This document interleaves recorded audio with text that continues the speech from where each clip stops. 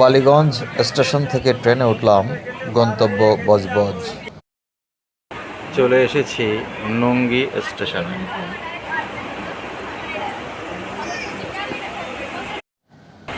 Train ঢুকে গেল কুমাগাতামারু Budge Budge station.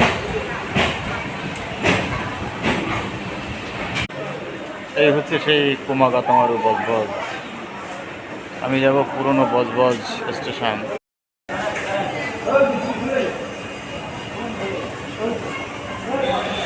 স্টেশনের বাইরে বেরিয়ে এলাম, এখান থেকে গাড়ি ধরতে হবে।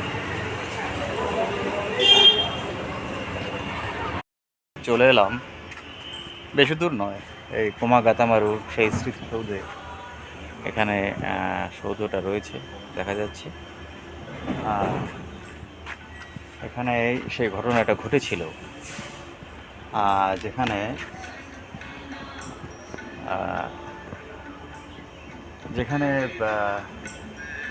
পাঞ্জাবি ব্যবসায়ী, জাহাজ ব্যবসায়ী গুরজিৎ সিং, তার যে জাহাজে করে 376 জন ভারতীয় এই কুমাগাতামারু বন্দরে বা বজবজ বন্দরে এসে নামতে চেয়েছিল, এবং ব্রিটিশ সরকার তাদেরকে নামতে না দিয়ে তাদেরকে বন্দি করতে চেয়েছিল। এর ফলে তাদের মধ্যে একটা সংঘর্ষ বাধে।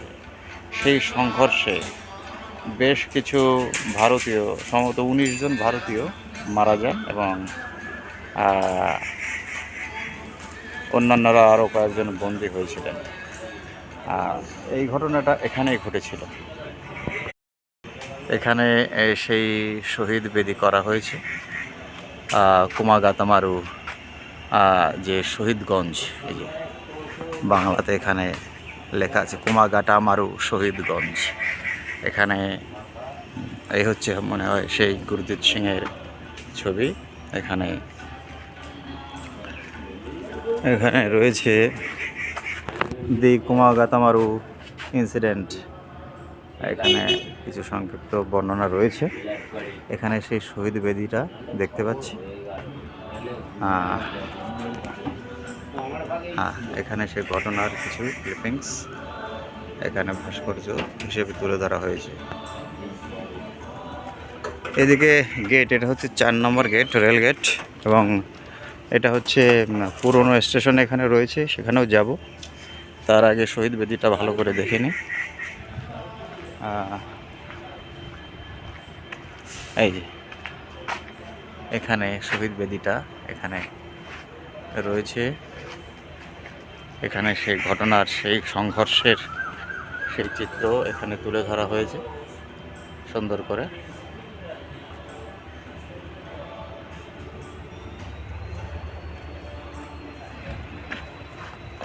এই কুমাগাতামারু ঘটনা এখানে বাংলাতেও লিখে দেওয়া আছে, এখানে পড়ে নেওয়া যেতে পারে। সেটা হচ্ছে 376 জন যাত্রী নিয়ে এই গুরজিৎ সিংয়ের যে জাহাজ হংকং থেকে রওনা দিয়েছিল কানাডার ভ্যাঙ্কুভারে। কিন্তু কানাডার সরকার বর্ণবিদ্বেষী আইনের কারণে ভারতীয়দের কানাডার ভ্যাঙ্কুভার বন্দরে নামতে দেয়নি, এবং তাদেরকে ফেরত দেওয়া হয়েছিল। তখন তারা ফিরে আসে ভারতে, এই বজবজ বন্দরে বা এই কুমাগাতামারু বন্দরে তারা নামার চেষ্টা করে। তখন ব্রিটিশ বাহিনী তাদের বন্দি করতে চেয়েছিল, তখন তাদের মধ্যে যে সংঘর্ষ ঘটেছিল। এইটা হচ্ছে কুমাগাতামারু ঘটনা, যেটা কানাডা সরকার এবং ভারতের ব্রিটিশদের যে বর্ণবিদ্বেষে যে বিষয়টা সেদিন ঘটেছিল, সেই ঘটনা ভারতীয়দের মনে ব্রিটিশ বিরোধী মনোভাব আরও বাড়িয়ে তুলেছিল, এবং ব্রিটিশদের বিরুদ্ধে যুদ্ধে আরও অনুপ্রেরণা জুগিয়েছিল। এই সেই কুমাগাতামারু। যাই হোক, এখানে এখানে তালা মারা আছে, এখানে ঢোকা যাবে না এখন। এই হচ্ছে চত্বরটা দেখা যাচ্ছে। কুমাগাতামারু ঘটনার সেই শহীদদের স্থান, এখানেই তারা শহীদ হয়েছিল, এখানেই ঘটনাটা ঘটেছিল। এই যে সুন্দর শহীদ বেদিটা রয়েছে এখানে, মার্টার্স অফ কুমাগাতামারু, এখানে নামও লিখে দেওয়া আছে এখানে। আর দেখা যাচ্ছে কৃপা সিং, বরকত সিং, মুনসা সিং, রাম সিং, মায়া সিং, বানাত সিং, নন্দ সিং, ভাগ সিং, অর্জুন সিং, সন্ত সিং, বীর সিং, আশা সিং, চাত্তর সিং, নারায়ণ সিং, বুধা সিং, শের সিং, কর্তারাম, বংশীরাম, পাখার সিং, দলজিৎ সিং, সাধা সিং, লাল সিং, হরনাম সিং, পুরন সিং, সন্তোষ সিং, গডিরাম। বেশিরভাগই হচ্ছে পাঞ্জাবের এবং বেশিরভাগই শিখ সম্প্রদায়ের। এই হচ্ছে সেই জায়গাটা যেখানে সেই কুমাগাতামারু ঘটনাটা ঘটেছিল এবং কুমাগাতামারুর ভারতীয় জাহাজের যাত্রীরা যেখানে শহীদ হয়েছিলেন।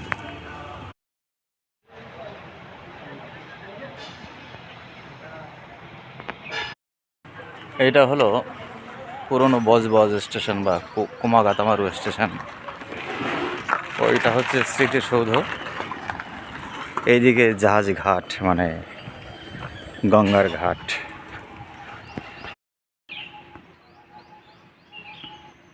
এটা হচ্ছে পুরনো বজবজ স্টেশনের প্ল্যাটফর্ম। এইটা কুমাগাতামারু স্মৃতিসৌধ। কুমাগাতামারু স্মৃতিসৌধ এটা, যেটা এইমাত্র দেখে বেরিয়ে এলাম। এইটা পুরনো বজবজ বা কুমাগাতামারু স্টেশন। আর একদম সোজা ওদিকটা চলে গেছে ওই বর্তমান স্টেশন, খানিকটা এগিয়ে 1 কিলোমিটারের পাশে। এই হচ্ছে ব্যাপার। এখানে দাঁড়িয়ে আছি একদম রেল গেটে, 4 নম্বর রেল গেট। এইটা হচ্ছে পুরনো স্টেশন বজবজ, পুরনো বজবজ স্টেশন বা পুরনো কুমাগাতামারু স্টেশন। আর এইটা হলো সেই স্মৃতিসৌধ, একটু আগে দেখে এলাম এটা। আমি এখন দাঁড়িয়ে আছি বজবজের পুরনো রেলওয়ে স্টেশনের সামনে, একদম প্ল্যাটফর্মের উপর।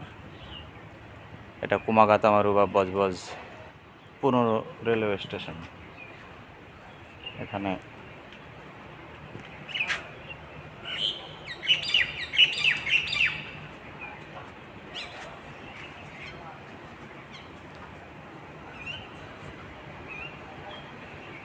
এখানে বসার জায়গা ছিল। এটা হলো বসার জায়গা ছিল, বোঝাই যাচ্ছে। এখানে মনে হয় সেই স্টেশন ম্যানেজারের হয়তো ঘর। এখানে পুরনো কাঠামোটা এখনো অবিকল রয়েছে। এই হচ্ছে চেহারা।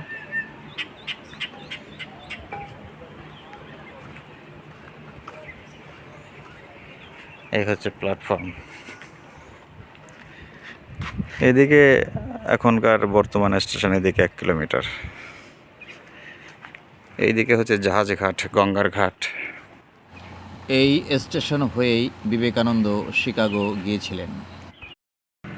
যাই হোক, এই কুমাগাতামারু ঘটনা যেখানে ঘটেছিল, এই যে শহীদ বেদি যেখানে করা হয়েছে, জায়গাটা ঘুরে গেলাম। এটা আমাদের ভারতবর্ষের স্বাধীনতা সংগ্রামের ইতিহাসে একটা বিশাল তাৎপর্যপূর্ণ একটা ঘটনা। 1914 সালের মে মাসে যখন এখানে নেমেছিল, 1914 সালের মে মাসে এই কুমাগাতামারু বন্দরে এসে যখন ভারতীয়রা নেমেছিল, তখন ব্রিটিশ বাহিনীর সঙ্গে সংঘর্ষে অনেকেই নিহত হয়েছিল। তাদের নামও ওখানে খোদাই করা রয়েছে এবং এখানে স্মৃতিসৌধটা তৈরি করা হয়েছে। এটা স্টেশন থেকে, বজবজ স্টেশন থেকে 1 কিলোমিটার দূরে অবস্থিত।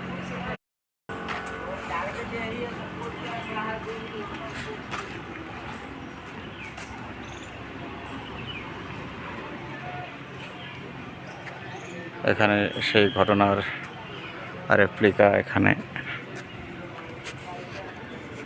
তৈরি করা হয়েছে।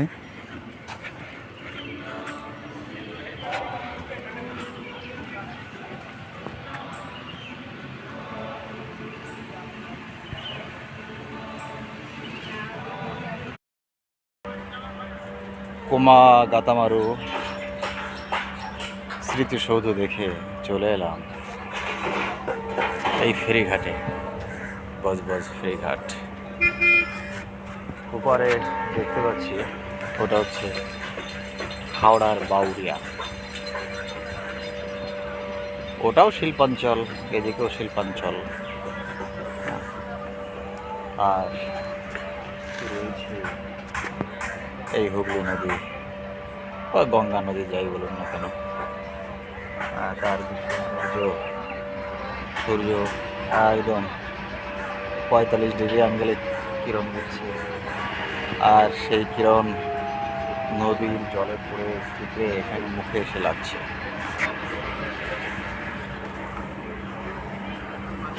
এই ঘাটে রয়েছে একটা কালী মন্দির, দেখতে পাচ্ছি, এই যে কালী মন্দির। এখানে বট গাছে খুব সুন্দর সুন্দর লাল লাল ফল হয়েছে, প্রচুর কাক আসছে খেতে। বট গাছের গোড়ায় সুন্দর একটা মন্দির। এইদিকে একটু রেস্টুরেন্ট খেয়ে এলাম, এখানে বসে আছেন এখন।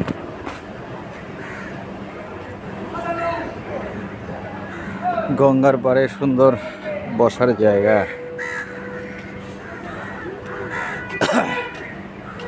এই একটা পুরনো জেটি।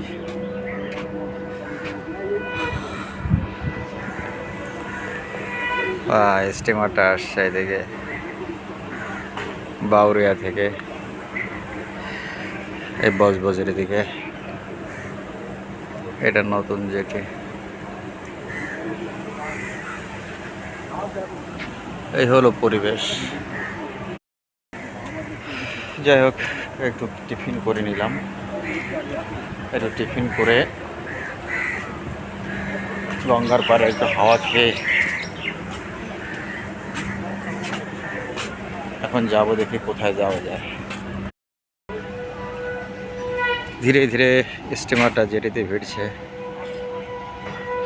প্রচুর লোক অপেক্ষা করছে।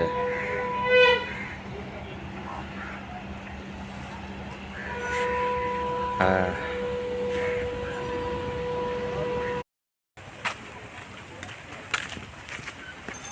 হুগলি নদীর পাড়ে বজবজ।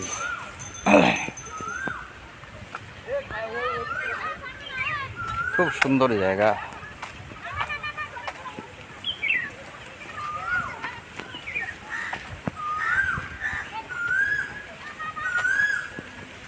এখানে সুন্দর একটা বটতলা আছে, সুন্দর, এখানে হাওয়া যেমন আছে তেমনি সুন্দর শান্ত পরিবেশ এবং খুব ঠান্ডা এখানে। আর এখানে কিছুক্ষণ বসে থাকলেই সত্যি ভালো লাগবে, মনটা শান্তিতে ভরে যাবে।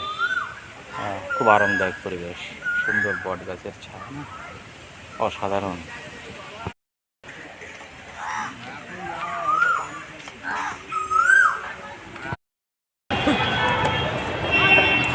বজবজ ঘুরে শেষে শিয়ালদা এসে নামলাম এই বিকেলবেলা। কি অসাধারণ লাগছে শিয়ালদার এই চত্বরটাকে। ওয়াও, সত্যি তুলনা হয় না। বজবজ যেতে হলে এই শিয়ালদা থেকেই আপনাকে বজবজ লোকাল করতে হবে।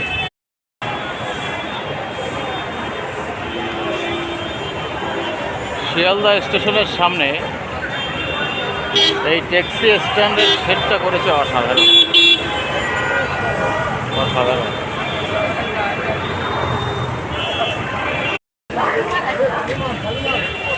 এখানে সুন্দর গার্ডেনিং করেছে, এখানে ভারতের জাতীয় পতাকা। এটা হলো মেট্রো, এদিকেও মেট্রো, এদিক দিয়েও মেট্রোতে যাওয়া যায়। যাই হোক, ভিডিওটা যদি ভালো লাগে লাইক, কমেন্ট, শেয়ার এবং সাবস্ক্রাইব করার অনুরোধ রইল। ভালো থাকেন, গুড আফটারনুন।